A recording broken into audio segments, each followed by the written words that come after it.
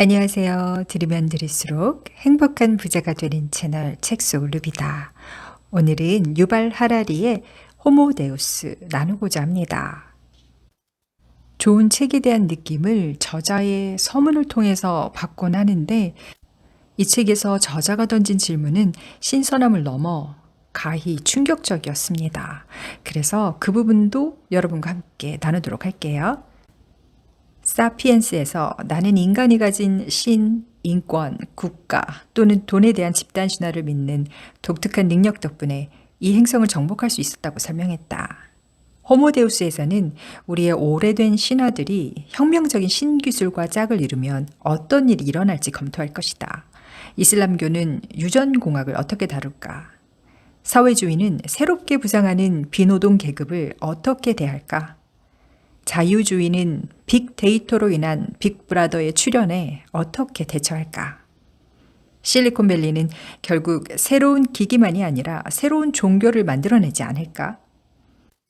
인공지능은 우리의 인지 능력을 빠르게 따라잡고 있다. 알파고는 바둑에서 어떤 인간도 생각해내지 못했던 전략을 이용해 이세돌 9단을 꺾었다.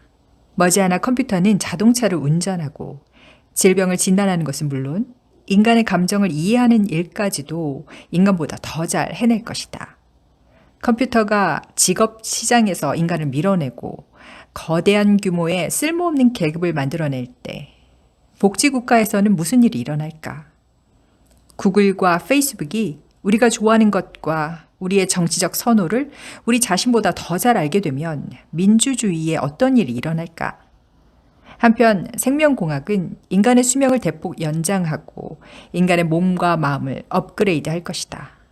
이러한 기술 발전의 혜택이 모든 사람에게 공평하게 돌아갈까? 아니면 우리는 전례 없는 생물학적 빈부격차를 목도하게 될까? 능력이 향상된 초인간과 평범한 인간 사이의 격차는 호모사피엔스와 네안데르탈인의 격차보다 더 클 것이다. 한반도만큼 기술의 약속과 위험을 잘 보여주는 장소는 없다. 지난 몇십 년 동안 남북한 사람들은 같은 기술을 이용해 남과 북의 완전히 다른 사회를 창조했다. 남쪽은 역동적인 자유민주주의 국가인 반면 북쪽은 가난하고 무정한 독재 국가이다. 둘의 차이는 너무 커서 우주에서도 구별할 수 있을 정도이다. 한반도의 밤을 찍은 유명한 위성사진을 보면 남한은 빛의 바다처럼 보이는 반면 북한은 어둠에 휩싸여 있다. 기본적으로 다른 이 두 사회의 접점은 세계적으로 가장 폭발적인 균열지대 중 하나이다. 한반도는 언제라도 핵 전쟁이 터질 수 있는 상황에 놓여 있으며 이런 상황은 기술이 우리 종의 존재 자체로 위협할 수 있음을 상기시킨다. 기술 혁명이 도래한다면 한반도 양쪽 운명은 어떻게 될까? 아무도 모르지만 결과는 매우 놀라울 것이다. 우선 남한은 이미 기술 선진국에 속하는 반면 북한 정권은 새로운 기술적, 경제적 현실에 적응하는 데 실패한 듯 보인다. 정보기술 산업을 발전시키지 못한 북한은 인공지능의 역할이 경제와 군사 양쪽에서 점점 더 중요해짐에 따라 그 어느 때보다 경제적으로 궁핍하고 군사적으로 약해질 것이다. 또 다른 시나리오도 있다. 북한이 기술적으로 성큼 도약해 예컨대 모든 차량이 자율주행하는 세계 최초의 국가가 되는 것이다. 중앙 집권화된 저개발 독재 국가에는 이점이 있다. 남한에서 인간의 운전을 전면 금지하고 완전한 자율주행 교통체계로 전환하려 한다면 무슨 일이 일어날지 생각해보라. 남한 사람들이 소유한 자가용 자동차가 수백만 대 이르는 현실에서 많은 사람들이 자신의 자유와 재산을 잃을 것에 반대할 것이다. 택시기사, 버스 운전사, 트럭 운전사, 심지어 교통경찰들도 반대할 것이다. 그들 모두 직업을 잃게 될 것이기 때문이다. 파업과 시위도 잇따를 것이다. 또한 법적, 철학적 난제들도 이 계획의 발목을 잡을 것이다. 만약 자율주행 차량이 사고를 일으키면 누구를 고소해야 할까? 또 자율주행 차량이 기능 오작동으로 브레이크가 말을 듣지 않아? 무고한 5명의 보행자를 그대로 치어 죽이는 것과 핸들을 꺾어 차에 탄 승객들을 위험에 빠뜨리는 것 사이에서 선택해야 하는 상황을 생각해보라. 이 차량은 어떻게 해야 할까? 남한 같은 자유시장 민주주의에서 이런 난제들에 일일이 대처하기란 쉬운 일이 아니다. 그러면 북한은 어떨까?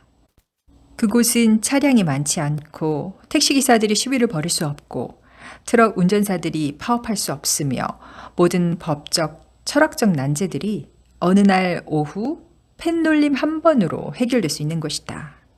딱 한 명만 설득하면 그 나라는 하루아침에 완전한 자동 교통 시스템으로 전환할 수 있을 것이다.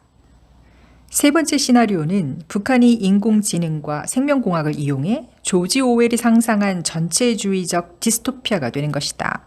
모든 시민이 생체 측정 기기를 착용해야 할 것이고 그 기기는 사람들이 하는 모든 말과 행동을 감시할 뿐 아니라 혈압과 뇌 활성까지 감시할 것이다. 소련 시절 KGB는 국민 개개인에 대해 모든 것을 알 수 없었고 개인이 무슨 생각을 하는지는 확신하지 못했다.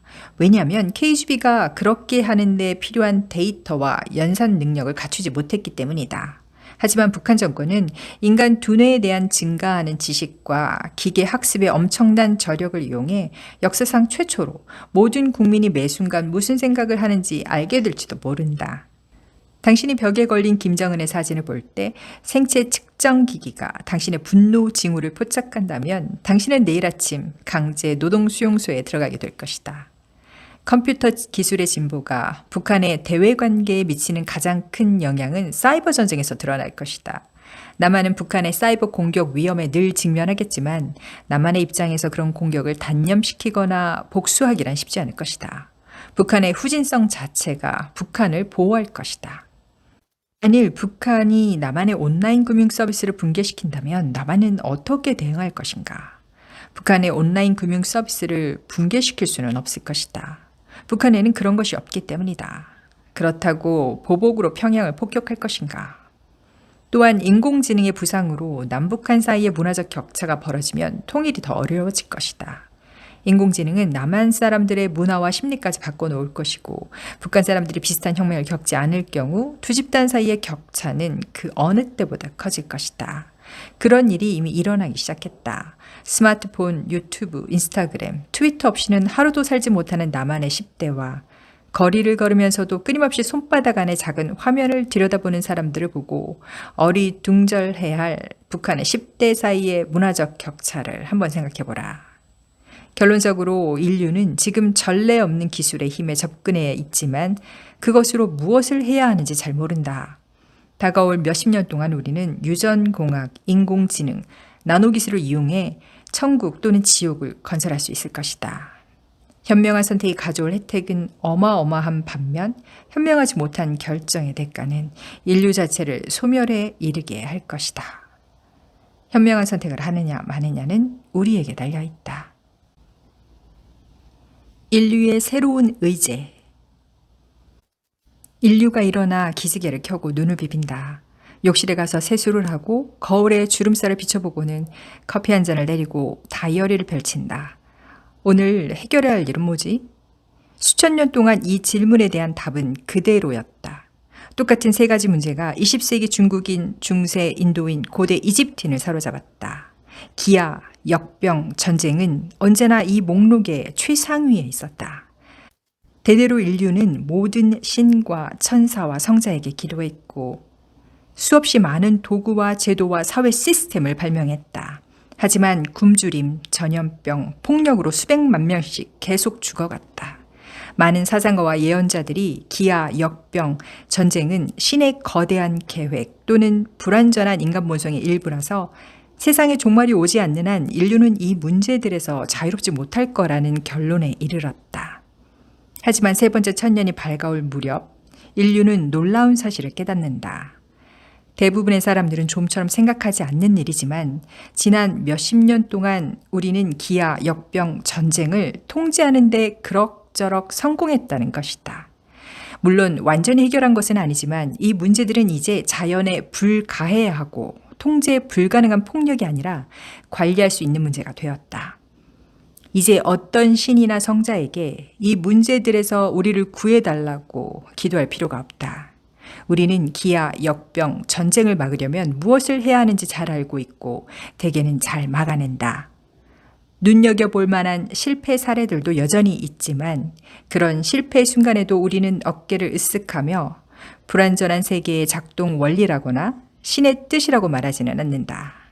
기아, 역병, 전쟁이 발생하면 우리는 누군가 잘못한 것이 틀림없다고 생각하고 조사위원회를 설치하고 다음번에는 잘하겠다고 다짐한다. 이런 접근 방식은 실제로 효과가 있다.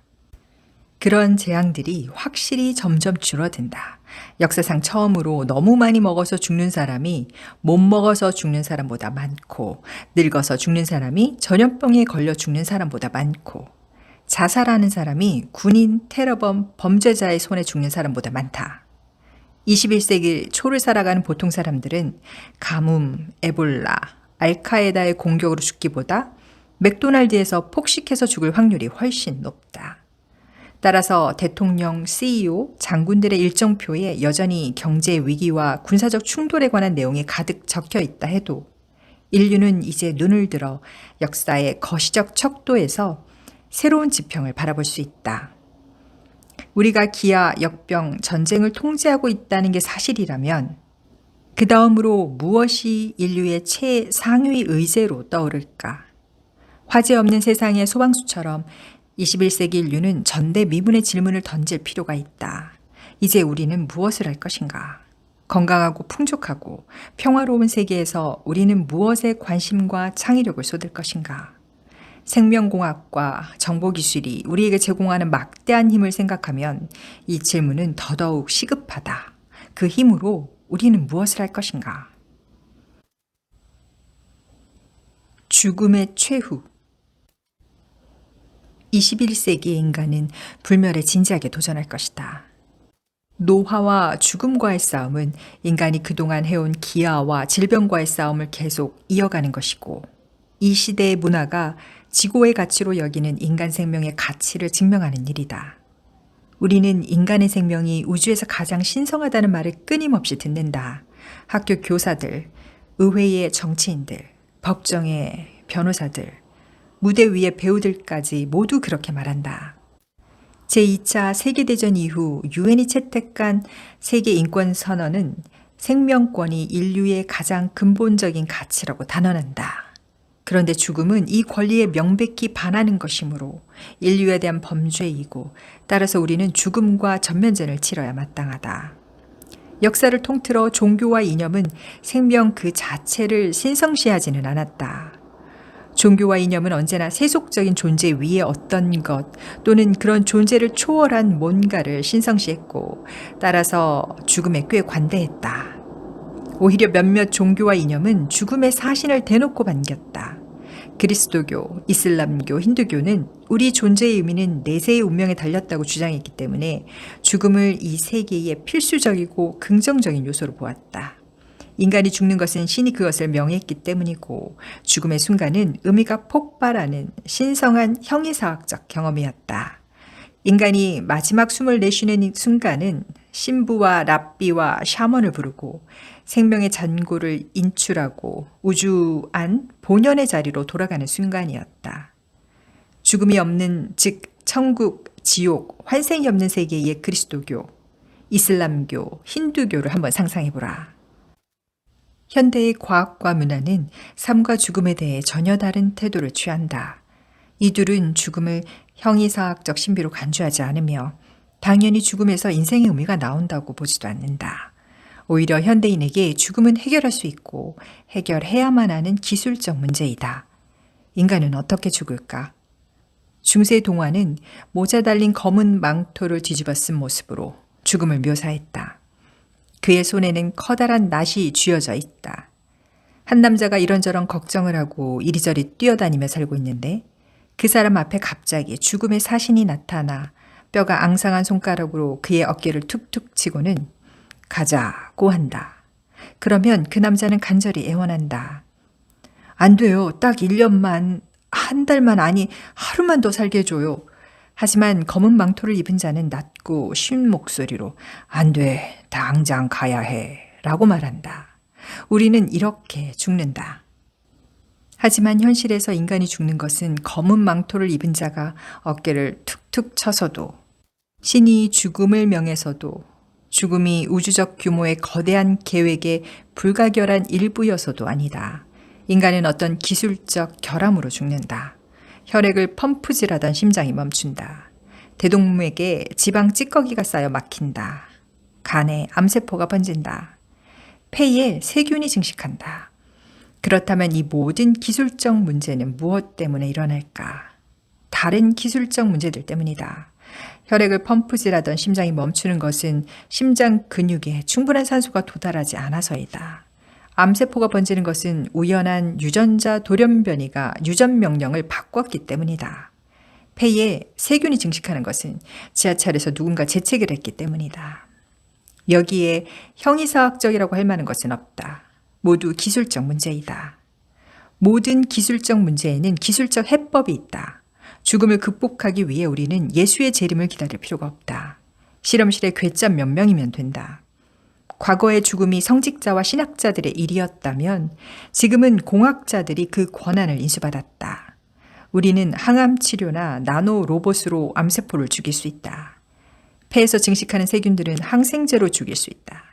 심장이 펌프질을 멈추면 약물과 전기 충격으로 소생시킬 수 있다.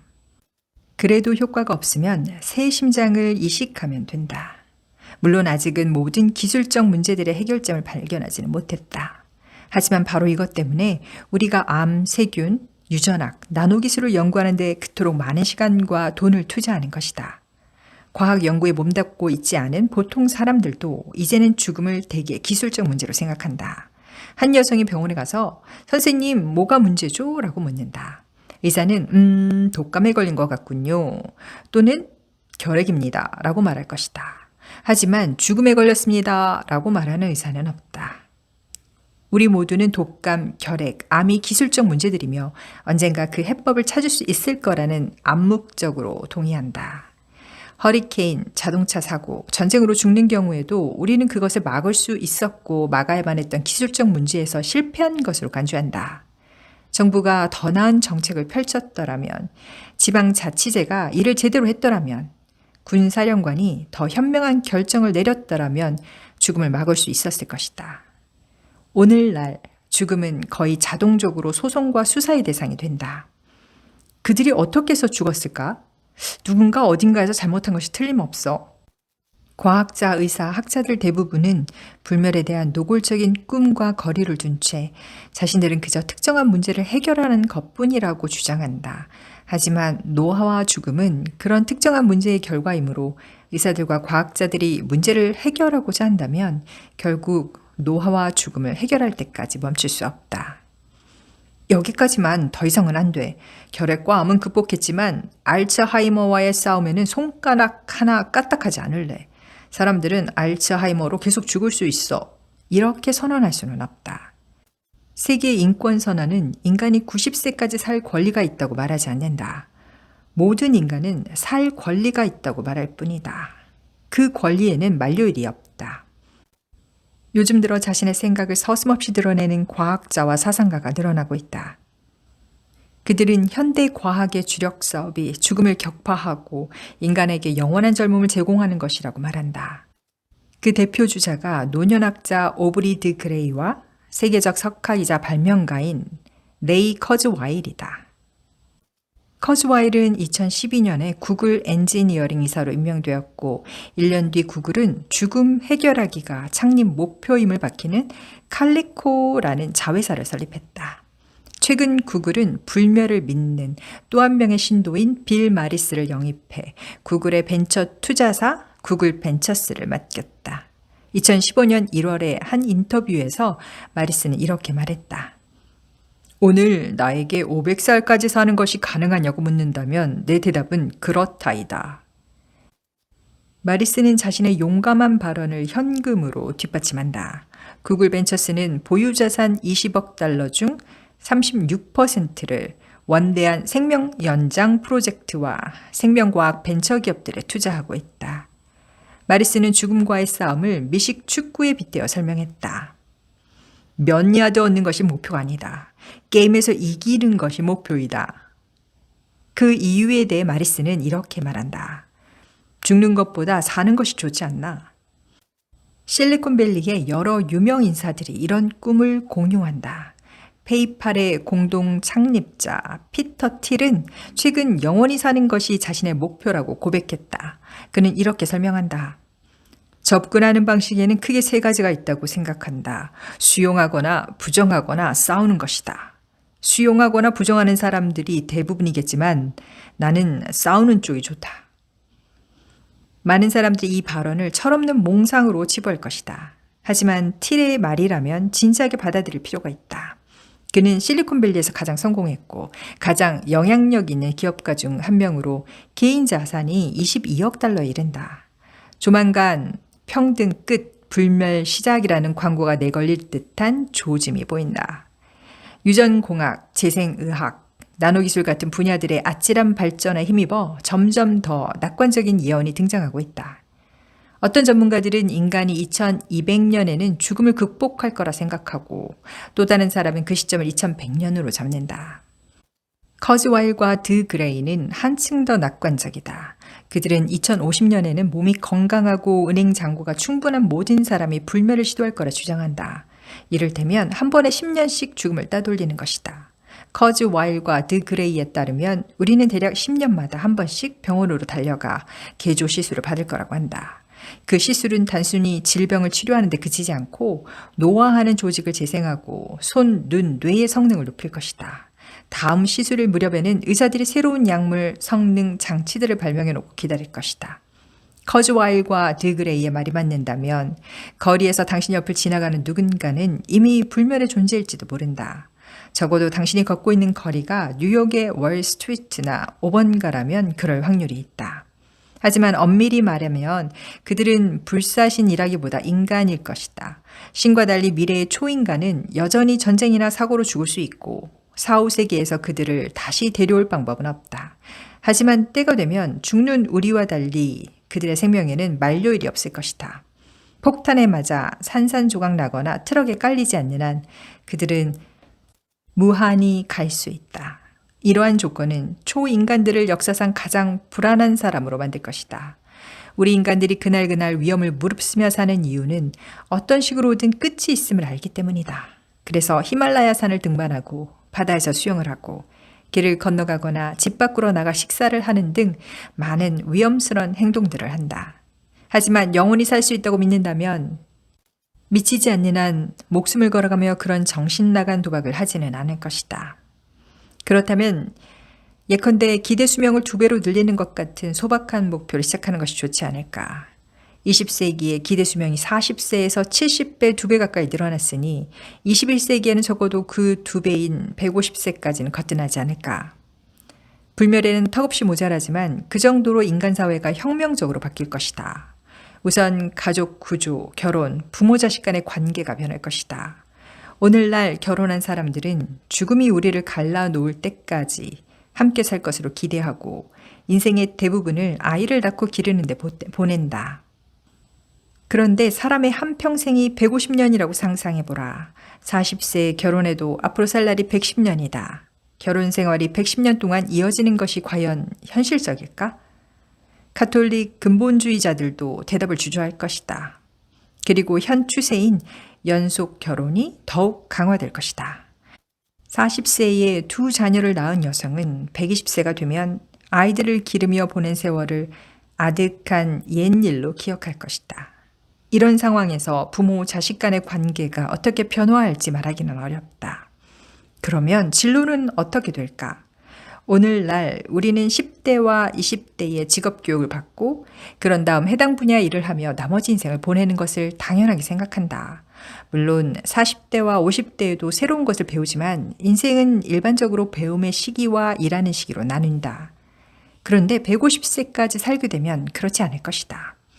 신기술이 끊임없이 요동치는 세계라면 더 말할 나위도 없다. 사람들은 훨씬 더 오래 일할 것이고 90세에도 자기 개발을 해야 할 것이다. 또 사람들은 65세에 은퇴하지도 새로운 생각과 포부를 지닌 신세대를 위해 자리를 비켜주지도 않을 것이다. 물리학자 막스 플랑크는 과학은 장례식만큼 진보한다는 유명한 말을 했다. 한 세대가 사라질 때 비로소 새로운 이론이 옛 이론을 뿌리 뽑을 기회가 생긴다는 뜻이다. 이 말은 비단 과학에만 해당하지는 않는다. 당신의 직장을 잠시 떠올려 보라. 당신이 학자든 기자든 요리사든 축구선수든 당신 상사가 120세고 그의 사고가 빅토리아 여왕 시대에 형성되었다면, 그리고 당신이 그 상사를 앞으로 몇십 년 더 모셔야 한다면 기분이 어떻겠는가?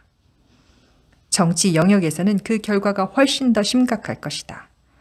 푸틴이 90년 더 그 자리에 있어도 상관없을까? 생각해보니 인간의 수명이 150년이라면 2016년에도 137세의 스탈린이 여전히 정정하게 모스크바를 통치하고 있을 것이고, 중국 주석 마오쩌둥은 123세의 중년이 되었을 테고, 엘리자베스 공주는 지금도 팔짱 끼고 앉아 121세의 조지 6세에게서 왕위를 물려받을 날을 기다리고 있을 것이다. 우리가 2100년까지 그 일을 해낼 수 있을지는 미지수다. 하지만 죽음을 극복하려는 시도가 비록 실패할지라도 그런 시도를 할 때마다 우리는 그 목표에 한 걸음 더 가까이 다가갈 것이고, 그것은 훨씬 더 큰 시도를 할 희망과 용기를 사람들에게 불어넣을 것이다. 구글의 칼리코가 가까운 시일 내에 죽음을 해결해 구글의 공동 창립자 세르게이 브린과 레리 페이지를 영원히 살게 하지는 못할 테지만, 필시 그 과정에서 세포생물학, 유전의학, 인간 건강에 관한 중요한 발견들이 있을 것이다. 따라서 우리가 살아생전에 불멸을 얻지 못한다 해도 여전히 죽음과의 전쟁은 다가오는 시대의 주력 산업이 될 것이다. 영원한 젊음보다 더 유망한 시장을 상상할 수 있을까? 당신이 40살이 넘은 사람이라면 잠시 눈을 감고 25살 때 당신의 몸이 어땠는지 떠올려보라. 단지 생김새뿐만 아니라 느낌을 기억해보라. 그 몸으로 돌아갈 수 있다면 얼마를 지불하겠는가? 물론 그런 기회를 마다하는 사람도 있겠지만 비용이 얼마나 되었든 기꺼이 지불할 사람이 줄을 설 것이고, 그것은 거의 무한한 시장에 창출할 것이다.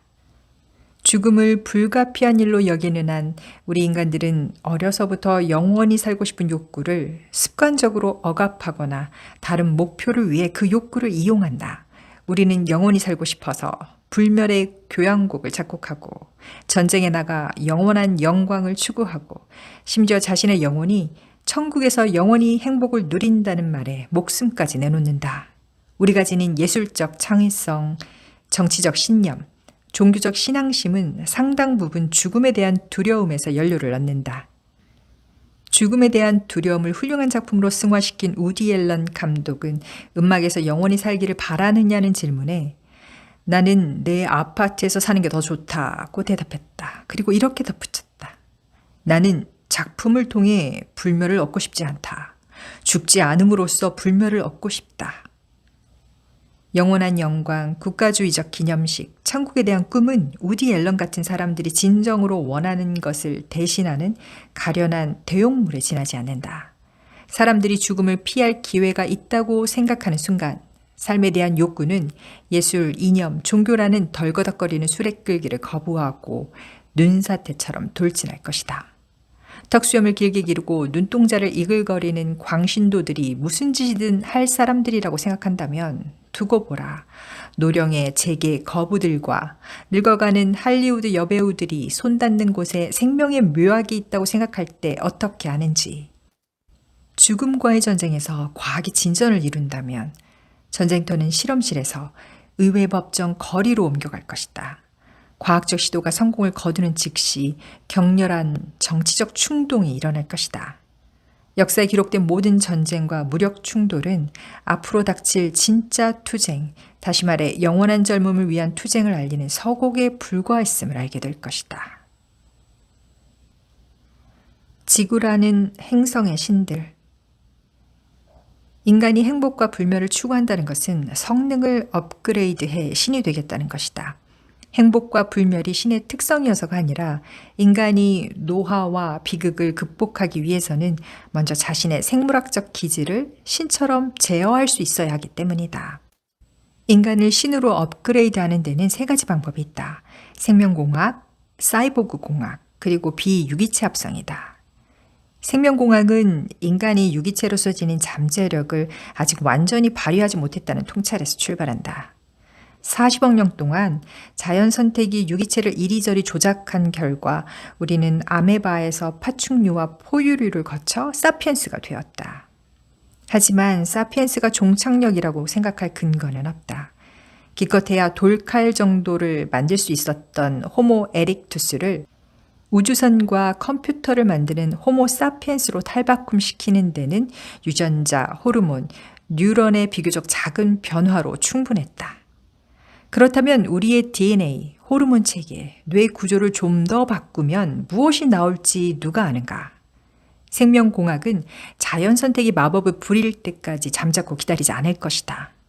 생명공학자들은 오래된 사피엔스의 몸을 가져다 유전 암호를 고치고 뇌의 회로를 바꾸고 생화학 물질의 균형을 바꾸는 것은 물론 새로운 팔다리까지 자라나게 할 것이다. 그런 식으로 새로운 신을 창조할 것이고 그렇게 탄생한 초인류는 우리가 호모 에렉투스와 다른 만큼이나 지금의 사피엔스와 다를 것이다. 사이보그 공학은 한 걸음 더 나아가 유기체를 비유기적 장치들과 융합할 것이다. 그런 비유기적 장치에는 생체 공학적인 손, 인공 눈, 혈관을 따라 움직이면서 문제를 진단해 손상된 부분을 고치는 수백만 개의 나노 로봇이 있다. 이러한 사이보그들은 어떤 유기체보다 뛰어난 능력을 발휘할 수 있다. 예컨대 유기체를 이루는 각 부분들이 제 기능을 하기 위해서는 서로 연결되어야 한다. 코끼리의 뇌는 인도에 있고 눈과 귀는 중국에 있고 발은 오스트레일리아에 있다면 이 코끼리는 살아있을 수 없고 설령 어떤 신비로운 의미에서 살아있다는들 볼 수도 들을 수도 걸을 수도 없다. 반면 사이보그는 수많은 장소에 동시에 존재할 수 있다. 사이보그 의사는 스톡홀름의 사무실에 앉아서 도쿄, 시카고, 화성의 우주정거장에서 응급수술을 할 수 있다. 빠른 인터넷 그리고 인공 눈과 손 2개만 있으면 된다. 그런데 왜 2개인가? 4개씩 있으면 안 될 이유라도 있을까? 어쩌면 아예 필요 없을지도 모른다. 사이보그 의사라면 마음과 도구를 직접 연결할 수 있을 텐데 왜 굳이 손으로 메스를 들겠는가? 과학소설 같은 이야기로 들리겠지만 이것은 이미 현실이다.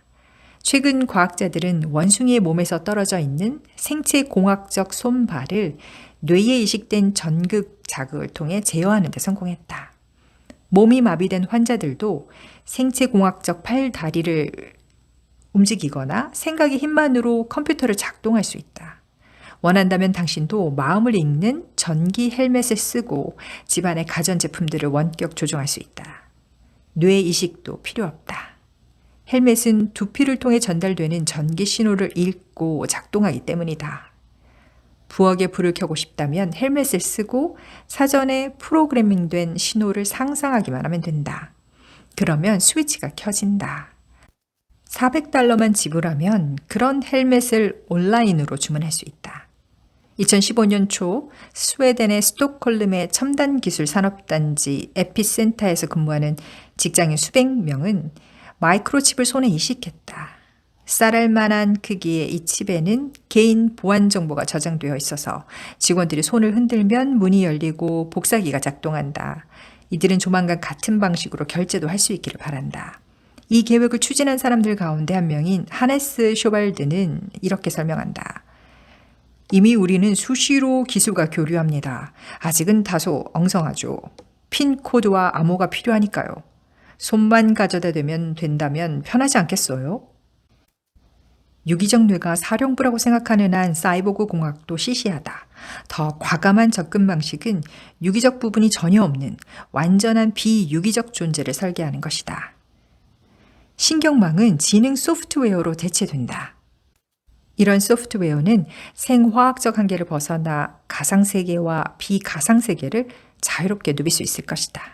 그리고 생명은 유기화합물의 세계 안에서 40억 년간의 배회를 마치고 마침내 광대한 비유기적 영역으로 나와 우리의 가장 허황된 상상으로도 떠올릴 수 없는 형태를 취할 것이다.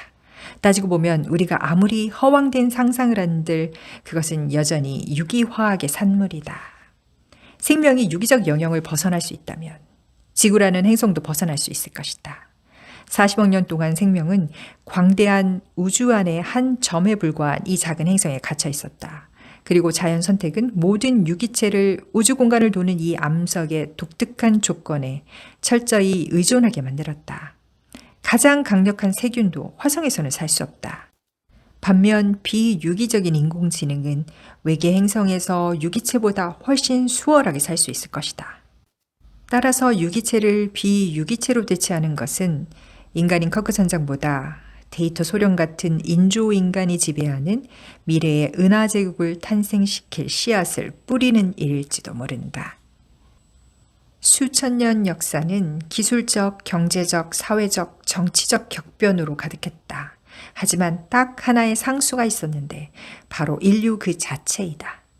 우리의 도구와 제도는 성경시대와 전혀 다르지만 마음의 심층 구조는 그때나 지금이나 같다. 그렇기 때문에 우리가 성경, 공자의 책, 소포클레스와 에우리피데스의 비극에서 우리 자신의 모습을 발견할 수 있는 것이다. 이 고전들을 창조한 사람들은 우리와 비슷한 사람들이고 따라서 그들의 이야기는 마치 우리 이야기처럼 들린다. 고전 희곡을 현대적으로 재해석한 연극에서 오이디푸스, 햄릿, 오셀로가 청바지와 티셔츠를 입고 페이스북 계정을 갖고 있다 해도 그들이 빚는 정서적 갈등은 원작 그대로이다. 하지만 우리가 신기술로 인간의 마음을 재설계할 수 있을 때 호모사피엔스는 사라질 것이다. 그렇게 인류의 역사가 끝나고 완전히 새로운 과정이 시작될 것이다. 당신과 나 같은 사람들은 그 과정이 어떤 것일지 알 수 없다. 많은 과학자들이 2100년 또는 2200년에 세계가 어떤 모습일지 예측하려 시도한다. 하지만 그것은 시간 낭비이다. 가치 있는 예측은 인간의 마음을 재설계할 수 있는 능력을 반드시 고려해야만 하는데 이것은 불가능하다. 우리와 같은 마음을 지닌 사람들이 생명공학으로 무엇을 할까라는 질문에는 여러 가지 현명한 대답이 존재해야 한다. 하지만 우리와 전혀 다른 종류의 마음을 지닌 존재가 생명공학으로 무엇을 할까라는 질문에는 쓸만한 대답이 존재하지 않는다. 우리가 말할 수 있는 것은 우리와 비슷한 사람들이 생명공학으로 자신의 마음을 재설계할 것이고 다음에 무슨 일이 일어날지는 현재의 마음으로는 이해할 수 없는 정도이다. 이렇듯 우리의 세세한 부분까지는 모르지만 그럼에도 역사의 전반적인 방향에 대해서는 확실히 말할 수 있다. 21세기 인류의 세 번째 큰 과제는 신처럼 창조하고 파괴하는 힘을 획득해 호모사피엔스를 호모데우스로 업그레이드하는 것이 될 것이다. 그것은 바로 신성을 획득하는 일이다. 신성을 획득한다는 것이 비과학적인 말 또는 매우 엉뚱한 말로 들린다면 그것은 우리가 흔히 신성의 의미를 잘못 생각하고 있기 때문이다. 신성은 모호한 형이상학적 성질이 아니다. 그리고 전능함과 똑같은 말도 아니다. 인간을 신으로 업그레이드 한다고 말할 때 그 신은 성경에 나오는 전능하신 하느님 아버지보다는 그리스 신들 또는 힌두교의 천신들을 말한다. 우리의 후손들은 제우스와 인타라처럼 약점, 꼬인 구석, 한계를 가질 테지만 우리보다 훨씬 더 큰 차원에서 사랑하고 증오하고 파괴할 수 있을 것이다. 그동안 역사에서 대부분의 신들은 전능한 존재가 아니라 특정한 초능력을 지닌 존재로 여겨졌다. 예컨대 그들은 생명체를 설계하고 창조하는 능력, 변신 능력, 환경과 날씨를 통제하는 능력, 마음을 읽고 원거리에서 의사소통하는 능력, 초고속으로 움직이는 능력, 그리고 죽음을 피하고 영원히 사는 능력을 갖춘 존재였다. 인간은 이 모든 능력을 획득하고 그런 다음 또 다른 무언인가를 획득할 것이다. 수천 년 동안 신의 능력으로 여겨진 것들이 오늘날에는 우리가 생각해 볼 것도 없는 흔해 빠진 일이 되었다. 오늘날 사람들은 옛날의 그리스, 힌두교, 아프리카 신들보다 훨씬 더 쉽게 먼 거리를 이동하고 의사소통한다. 예컨대 나이지리아의 이그보족은 자기 부족의 창조주 추쿠우가 애초에 사람들을 불멸의 존재로 만들려 했다고 믿는다. 추쿠우는 개 한 마리를 인간에게 보내 사람이 죽으면 송장에 죄를 뿌려라. 그러면 소생할 것이다. 라고 전하게 했다. 하지만 불행히도 그 개가 늑장을 부렸다. 추쿠우는 그 시간을 참지 못하고 이번에는 양을 보내 이 중요한 메시지를 서둘러 전하라고 했다. 하지만 안타깝게도 양은 숨가쁘게 달려 목적지에 도착한 뒤 그만 추쿠우의 지시를 착각해 망자를 매장하라고 전했고 이로써 죽음을 영구적인 일로 만들고 말았다. 오늘날까지 우리가 죽을 수밖에 없는 것은 이 때문이다. 축구가 느려터진 개와 아둔한 양을 보내 메시지를 전달하는 대신 트위터 계정을 이용했다면 얼마나 좋았겠는가. 고대 농업사회에서는 많은 종교가 형이사학적 질문과 내세에 대해 놀랍도록 관심이 없었다. 그 종교들이 중점을 둔 것은 작물 생산량 증대와 같은 매우 일상적인 문제였다. 이렇듯 구약의 신은 사후의 보상이나 처벌을 약속한 적이 없다. 그 대신 이스라엘 민족에게 이렇게 일렀다. 너희가 내 명령을 잘 따르면 나는 제철에 비를 내려 너희가 곡식과 포도주와 기름을 거두게 할 것이다. 들에는 너희의 가축이 먹을 풀이 자라게 할 것이며 그리하여 너희는 배불리 먹고 만족스러울 것이다. 하지만 주의해라. 너희는 유혹을 받고 마음이 변하여 다른 신을 섬기거나 그 신들 앞에 엎드려 절할지도 모른다. 그러면 주께서는 너희에게 진노하시어 하늘을 닫고 비를 내리지 않을 것이며 너희는 밭에서 아무것도 거두지 못할 것이다. 그리하여 너희는 주께서 주신 기름진 땅에서도 순식간에 망할 것이다. 신명기 11장 13에서 17절. 오늘날 과학자들은 구약의 신보다 훨씬 더 큰 도움을 줄 수 있다. 인공비료, 산업용 살충제, 유전자 조작 작물 덕분에 오늘날 농업 생산량은 고대 신부들이 신에게 바랐던 가장 높은 기대치를 능가한다. 건조한 이스라엘 땅에 사는 사람들 역시 분노한 신이 하늘을 닫아 비를 내려주지 않을지도 모른다는 두려움을 품지 않는다. 최근 이스라엘 사람들은 지중해 해변에서 거대한 담수화 공장을 지어 이제 바닷물에서 모든 식수를 조달할 수 있게 되었기 때문이다. 지금까지 우리는 점점 더 나은 도구를 만들어 고대 신들과 경쟁했다. 하지만 머지않은 미래에 우리는 도구에서가 아니라 몸과 마음의 능력에서 고대 신들을 능가하는 초인간을 창조할 것이다. 그때가 되면 신성은 사이버 공간만큼이나 일상적인 것이 되어 그 경이롭고도 경이로운 발명품을 우리는 당연하게 받아들일 것이다. 그렇다고 당황할 필요는 없다. 이런 일은 하루아침에 또는 1년 안에 일어날 일이 아니다. 사실 지금도 일상에서 이미 일어나고 있다. 날마다 수백만 명이 스마트폰에 삶의 좀 더 많은 부분을 맡기고 새로 나온 더 효과적인 항우울제를 시도해본다. 건강, 행복, 힘을 추구하는 인간은 더 이상 인간이 아니게 될 때까지 자신들의 모습을 한 번에 하나씩 점진적으로 바꿔나갈 것이다. 인본주의를 신봉하는 사람들에게는 이 모든 이야기가 무척 비판적이고 우울하게 들릴지도 모르겠다. 하지만 성급한 결론으로 비약하지 않는 것이 좋다. 그동안의 역사에서 많은 종교, 제국, 문화가 흥하고 망했다. 그러한 격변들이 꼭 나쁜 것만은 아니다. 인본주의는 300년 동안 세계를 지배했는데 300년은 그리 긴 시간이 아니다. 파라오가 이집트를 3000년 동안 지배했고 교황은 유럽을 1000년 동안 지배했다. 당신이 람세스 2세의 시대에 이집트인에게 언젠가 파라오가 사라질 거라고 말한다면 그는 아연실색해서 이렇게 대꾸할 것이다. 파라오 없이 어떻게 삽니까? 누가 질서와 평화, 정의를 보장합니까?